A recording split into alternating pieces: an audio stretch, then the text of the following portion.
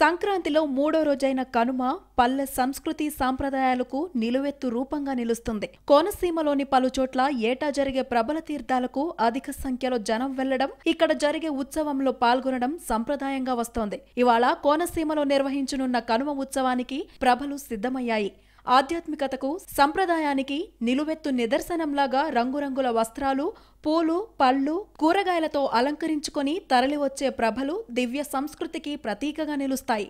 పచ్చని చేల మధ్య నుంచి పరుగులు తీస్తూ, కొబ్బరి తోట్లలో పరవశిస్తూ, జల ప్రవాహాలను దాటుకుంటూ అశరభ అశరభ అంటూ తన్మయంగా సాగే ప్రభల ఊరేగింపులు అందరి మదిలోనూ మహానందాన్ని కలిగిస్తుంటాయి.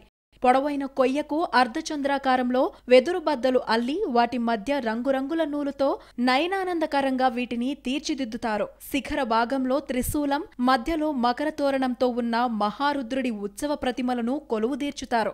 దీనిని ఒక బల్లపై అమర్చి భుజాలపై మోస్తూ శరణఘోష చేస్తూ తీర్థస్థలాలకు తీసుకువస్తారు. తూర్పుగోదావరి జిల్లా అంబాజీపేట మండలం జగ్గన్నతోటలో ఏకాదశ రుద్రులు కొలువుదీరినందున 11 ప్రభలను ఇక్కడికి తీసుకొస్తారు. గంగలకుర్రు అగ్రహారం ప్రభలు స్థానికంగా ఉన్న వరిచేలను తొక్కుకుంటూ అప్పర్ కౌశిక పాయను దాటి తీర్థస్థలికి తీసుకువచ్చే దృశ్యాలను తిలకించేందుకు భక్తులు వేలాదిగా ఇక్కడికి చేరుకుంటారు. మిగిలిన గ్రామాల నుంచి సంక్రాంతి ప్రభలు తీర్థస్థలికి వస్తాయి.